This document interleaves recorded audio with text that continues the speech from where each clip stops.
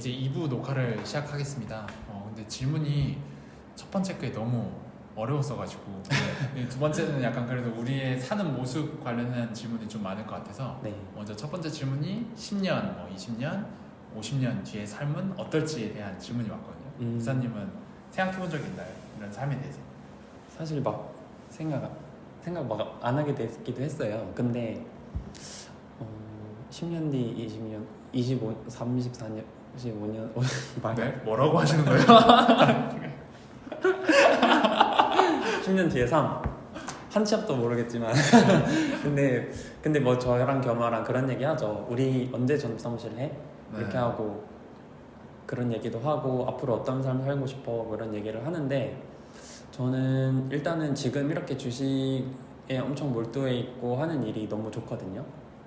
근데 이제 겸아 씨는 결혼을 하셨고 저는 아직 결혼을 안 했는데 저도 그래요. 그냥 지금처럼 평범하게 살고 싶은데 사람 만나는 것도 좋아하고 그냥 결혼해서 행복한 가정 꾸리고 하는 그렇게 좀 두루뭉실하고 너무 평범한 꿈이에요. 근데 이런 고민을 했을 때 저한테 좀 영감을 주셨던 분은 아무래도 그 블로거 보라님이랑 저희가 모임을 몇 번 했잖아요. 네. 그 뒤로 저는 보라님 너무 좋아가지고 몇 번 뵀는데 보라님 그리고 이제 제주시에서 게스트하우스를 하시는 세인님이라고 있어요. 그렇게 모임을 같이 하면은 좀 깨닫는 게 많아요. 뭐냐면은 이 모임 가면은 주식 얘기를 잘 안 하고 그냥 사는 얘기, 좋아하는 이야기, 자기가 흠뻑 빠져있는 이야기 그런 것들을 많이 하고 저한테도 많이 여쭤봐 주세요. 무사님은 뭘 하고 싶으세요? 뭘 좋아하세요? 이런 걸 많이 물어보는데 주식 투자를 하고 나서 뭘 하고 싶으세요? 라는 고민을 그때 질문 듣기 전까지는 그냥 주식이 재밌고 어느 순간 넘어서부터는 내 의사결정들로 돈도 벌고 하니까 그냥 단순히 좋고 그리고 그렇게 돈을 벌고 싶었다는 계기가 어떤 뭐 결핍 같은 거였잖아요. 그냥 그거만 생각을 하다가 그러면 나 돈 벌어서 진짜 뭐 하지? 이렇게 생각을 했거든요. 그래서 저는 그냥 아직도 뭔가 뚜렷하게 하고 싶은 목표 막 이런 건 없어요. 고민해봐도 여전히 그냥 평범하고 행복하게 살고 싶거든요. 그 대신에 내가 그냥 나에 대해서는 좀 더 많이 고민해보고 알아야겠다 이런 생각을 해서 그냥 지금처럼 사람들 만나는 거 좋고요. 투자자분들 만나는 거 좋고 제가 좋아하는 사람들한테 뭔가 베풀고 잘해주고 제가 어떤 사회에 기여를 하고 싶은 어떤 행위도 있고 뭐 그런 거 했을 때 너무 뿌듯해가지고 그냥 지금처럼 계속 살고 싶어요. 그 대신에 지금 뭐 결혼 안 했고 가정은 없으니까 그냥 거기서도 뭔가 성취하고 싶은 게 있다? 이 정도인 것 같아요. 경험아 씨는 뭐 앞으로 은퇴라든지 뭐 그런 10년 뒤, 20년 뒤 삶 그려보신 그림이 있나요? 저는 부사님도 알겠지만 네. 어쨌든 출근하는 걸 정말 싫어하잖아요. 정말 싫어하기 때문에 저는 최대한 빨리 은퇴를 하는 게 일단 목표고 네. 그리고 이게 목표가 이게 그러니까 은퇴가 목적이 아니고 그러니까 저도 하고 싶은 일이 좀 있긴 하거든요. 네. 예를 들어 어떤 세무사 자격증을 따고 그다음 그걸 기반으로 해가지고 뭐 세무 관련해가지고 상담도 받겠지만 그거는 부수적인 거고 약간 그걸 기반으로 책도 쓰고 그다음에 교육 쪽으로 가고 싶은 게 좀 있거든요. 교육 쪽으로? 네. 뭐 그게 초등학생이 될 수도 있고 중고등학생이 될 수도 있겠지만 네. 어쨌든 교육 쪽으로 가고 싶은 게 좀 있어서 최대한 일단 그게 그 사업이 망하더라도 네. 약간 내가 할 수 있는 거를 기반을 주식으로 좀 쌓아놓고 그다음 은퇴한 다음에 그거를 준비해보려고 저만의 삶은 좀 그렇고 그다음에 지금은 어쨌든 결혼을 하고 그다음에 맨날 얘기하거든요. 아내랑 맨날 얘기하면 우리 3년 뒤엔 어떨까, 5년 뒤엔 어떨까, 뭐 10년 뒤엔 어떨까 이런 얘기를 하다 보면 둘 다 어쨌든 지금 하고 싶은 거를 계속 찾고 있는 과정인 것 같아요. 네. 어쩔 수 없이 삶을 이어나가야 되고 그다음에 돈 벌어가지고 약간 밥 먹어야 된다는 그 생각으로 일을 시작하게 된 건데 어쨌든 그렇게 해서 찾게 된 일이어서 안 맞거든요 저희랑. 네네. 네, 안 맞아가지고 어찌어찌 하고는 있는 책임감 가지고 하고는 있는데 최대한 둘 다 원하는 걸 찾아가지고 하고 싶은 바람이 좀 있어요. 왜냐면 이게 그 감정이 좀 안 좋은 감정이 회사에서 든 안 좋은 감정을 가지고 이게 집으로 들어가는 경우가 간혹 생겨요. 그러니까 네. 그러지 말아야지 그러지 말아야지 하는데 간혹 생기거든요, 둘 다. 그래가지고 이 업이랑 진짜 안 맞는구나 라는 생각을 좀 하거든요. 근데 그와 반대로 저 같은 경우엔 주식 관련된 생각을 하거나 얘기를 하거나 아니면 아무리 급락한 날에도 그 감정이 드러나진 않아요. 그러니까 저만 피곤하고 고통스럽지 이게 아내한테까지 이어지진 않거든요. 그런 걸 봤을 때 주식과 관련된 일은 좋은 것 같은데 이제 빨리 은퇴하고 싶은 게 있긴 합니다. 근데 겸아 씨도 아까 일에서 지금 하시는 일 말고 다른 일을 하고 싶은 부분이 있다고 했잖아요. 네. 근데 제가 좀 많은 투자자분을 만나고 느낀 거는 일단은 회사 일은 완전 워킹에서 끝나잖아요. 그쵸. 근데 저는 사실 그런 고민을 엄청 어려서 또 엄청 많이 했거든요. 저는 그 일이 워킹에서 끝나고 싶지가 절대 않았어요. 그래서 저는 뭐 다니던 공대도 그만두고 뭐 요리도 하고 정말 다양한 알바도 진짜 엄청 많이 했거든요. 정말 별의별 사람들 많이 만나고 내가 좋아하는 게 뭐고 그 내가 하는 일이 워킹에서 끝나지 않을 수 있는 일이 뭘까 이 고민을 엄청 많이 한 상황이어서 저는 일의 의미가 좀 달랐거든요, 저한테. 근데 주식을 하면서 투자자분들을 많이 만나면은 보통 일은 워킹 끝 이거였어요. 근데 저는 그게 좀 아니었으면 좋겠다고 맨날 생각 많이 하거든요. 근데 만약에 정말 주식만 하는 삶이 그게 일이 될 수도 있죠. 그쵸. 그러니까 워킹이 아닌 일, 정말 의미 있고 내가 좋아하고 행복한 일, 그러니까 자신의 가치가 발휘되는 그런 게 주식이라면 상관은 없는 것 같다는 생각을 하고, 이 질문자 분께서는 주식이 본업을 방해하는 거에 대한 고민이 있으시다고 했어요. 이거 먼저 네. 혹시 저는 네. 사실 주식이 본업을 방해한다 라고 하면은 당연히 본업에 좀 더 집중할 필요가 있지 않으신가요? 이렇게 말을 하고 싶었어요. 왜냐면은 저한테 일에 대한 의미는 워킹에서 끝나지 않으니까. 그래서 그러니까 제가 스터디를 좀 주도해서 하고 있는 오프라인 모임이 하나 있는데 네. 거기는 워커홀릭들이 있어요. 그러니까 사업가분들이시거든요. 네. 전부 다 한 분은 제가 너무 좋아하는 형, 옷가게 형, 그리고 한 분은 오토바이 사업을 하시고요. 또 한 분은 과일가게 사업을 하시고요.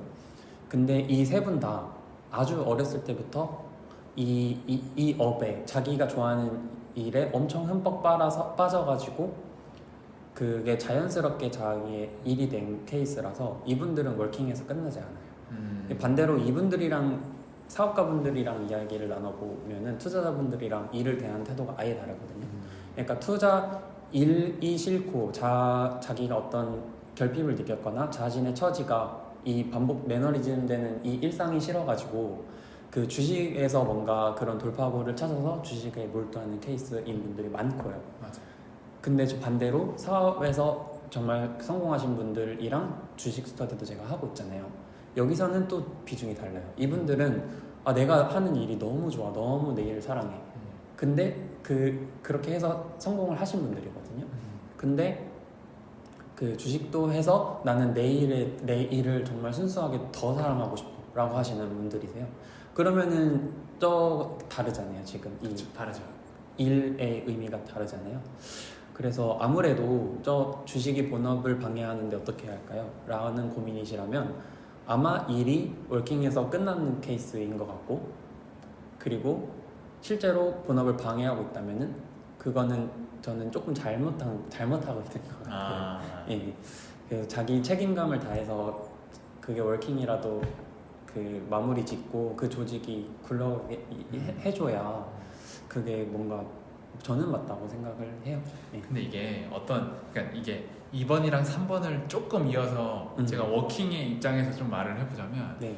그러니까 그런 경우가 있어요. 월급만으로는 내가 이 쳇바퀴 같은 거를 벗어날 수가 없어. 그런 생각이 딱 들 때가 있잖아요. 네. 근데 이분은 저랑 같은 생각인 것 같아요. 주식이 그 돌파구가 될 수도 있겠다라는 그 감이 온 것 같아요. 맞아요. 그래서 그걸 열심히 하다 보니까 이렇게 본업에까지 영향을 끼치는 것 같은데 제가 드리고 싶은 말은 저도 어쨌든 책임감을 가지고 일을 한다고는 생각은 하고 있거든요. 뭐 주변에서 그렇다고 생각 안 할 수도 있을 수 있겠는데 저는 책임감을 갖고 일을 하고 있어요. 책임감을 갖고 일을 하고 있는데 그래도 본업에는 방해가 안 돼야 되는 게 맞는 말씀이죠. 어쨌든 월급을 받으니까. 그럼에도 불구하고 저는 생각하는 건 약간 그 생각의 차이인 것 같아요. 그러니까 저는 어떤 생각을 하냐면 주식이 본업을 방해한다는 생각보다 저는 여기거든요. 아, 본업이 주식을 방해하네? 라는 생각을 좀 많이 해요. 네. 솔직히 말해서. 그러니까 난 하루 종일 주식 생각을 하거든요. 하루 종일. 근데 그 일과 시간에서 주식 생각을 많이 해요. 화장실 갈 때도 많이 하고 많이 하는데 저는 저런 생각을 책임감 있게 일도 하고 하지만 뭔가 네 그렇습니다. 그리고 직장인 투자자이실 것 같은데 직장인도 직장인 투자자가 성공할 수 있는 분명 자기만의 그게 있을 거예요. 그렇죠. 매번 매매를 해야 된다고 해서 무조건 성과가 올라가는 것도 아니더라고요, 제 경험상. 그래서 어쨌든 강력한 기업을 하나 보유하고 그냥 1년, 2년 홀딩하는 것만으로도 뭔가 내가 약간 역동적으로 플레이하는 것보다 수익률이 높은 케이스가 정말 많았어요. 정말 많았어요. 저희가 일부에서 말했던 이수페타시스만 하더라도 네. 제가 공부 안 하고 그냥 그거 갖고 지금까지 있는 거랑 지금 제가 사고 팔고 하면서 한 거랑 의사결정을 더 많이 했던 의사결정을 많이 한 거랑 비교를 해보면 전자가 훨씬 수익률이 좋아요. 훨씬. 네. 맞아. 그렇기 때문에 굳이 뭔가 역동적으로 할 필요는 없다라고 말씀해드리고 싶어요. 이거는 맞는 말인 것 같아서 제가 많이 안 해봤지만. 맞아. 그리고 주식이 저희가 아직도 너무 경력 짧고 초보자잖아요. 그래서 공부를 하면 할수록 의사결정을 너무 많이 하는 것 같아요. 그게 저는 항상 반성이고 항상 복귀하고 줄이려고 하는 부분인데 사실 저는 주식에 하는 시간이 지금은 좀 많잖아요. 그래가지고 의사결정을 너무 많이 하는 것 같은데 주식을 많이 공부하고 의사결정을 더 타이트하게 가져간다고 해서 성과가 좋다는 절대 동의어가 아닌 것 같아요. 예. 그리고 저 질문 주신 분께서 저랑 좀 같은 류의 투자자시거든요. 그래서 아마 그 기업을 보유하셨으면 본업을 열심히 하셔도 될 것 같아요. 그래요? 아는구나. 미음으로 시작하는 그 투자자분이세요. 그래서 근데 아무튼 그 본업을 방해하고 그게 남한테 피해주고 있다면 그거는 X. 그 대신에 피해 안 되는 선에서 자기 책임감을 다하고 좀 하시는 게 좋지 않을까? 이런 생각이 들어요. 근데 저는 요리사 일을 하면서 주식 공부 엄청 열심히 했었거든요. 근데 그때 당시 그렇게 했어도 뭔가 주식 공부하는 시간이 너무 부족하다 이런 생각은 안 들었어요, 솔직히. 근데 남들이 제 요리사 했을 때 주식을 어떻게 했는지 설명 들으면 와 대단하다, 어떻게 그렇게 하는데 저는 하나도 그렇지 않았거든요. 근데 일도 재밌었어요. 일도 재밌고 저는 일할 때 그냥 뭔가 제가 속한 요리사 조직은 작잖아요. 그 한 업장이 잘 굴러가면 되는 거거든요. 그래서 근데 사실 대부분의 그 직장인 분들은 정말 큰 조직에 속해 있잖아요. 그쵸. 저는 작은 조직에서 그랬을 수도 있는데 그래서 이 작은 조직이 정말 알맞게 유기체로 굴러가게 하는데 제가 그런 걸 푸는 일을 정말 좋아했어요. 모든 게 다 잘 굴러가게끔. 그래서 저는 일할 때도 엄청 즐거웠고요. 나랑 진짜 다르다. 저는 일할 때도 즐겁게 했고 뭐 주식은 일상처럼 당연히 했고 저는 둘 다 소중했다는 그런 의견입니다. 제가 부사님이랑 얘기할 때면 약간 내가 진짜 벌레가 되는 것 같아. 뭔 소리야? 약간 악한 사악한 생각들만 머리에 가득 찬 느낌이에요. 근데 아무래도 저는 일을 워킹에서 끝나면 안 된다는 고민을 한 번쯤은 학생 때부터도 계속 했기 때문에 조금 다르지 않을까? 이런 생각을 좀 해요. 그러면은 시간이 좀 남아가지고 상반기 소회랑 하반기 아니면 내년까지 투자 관련해가지고 뭐 할 말이 있는지 좀 가볍게 정도까지만 이야기 나눠보면 좋을 것 같아요. 상반기 어떠셨나요? 저는 작년 딱 수익률을 봤을 때 작년에 세 자리 수익률이 났잖아요. 제가 근데 그때 포트폴리오를 정말 제가 원하는 대로 차곡차곡 굴렸고 수익률 변동성이 크지 않았잖아요. 네. 근데 올해 들어서는 저는 항상 잃지 않는 게 지금도 최우선이지만 네. 어떤 일정 수준까지 도달하려면은 그것도 좀 줄여야겠다. 좀 집중 투자를 좀 택하고, 그리고 예를 들어서 제가 평소에는 수비수, 뭐 미드필더, 공격수 이렇게 나눴잖아요. 네. 근데 그거는 약간 밸류에 대한 거였거든요. 네. 근데 제가 좀 밸류에서 자유로워졌잖아요. 네. 그래서 약간 좀 이제는 수비수, 미드필더, 공격수가 아니라 뭔가 수비, 공격 이렇게 좀 나뉜 것 같기는 해요.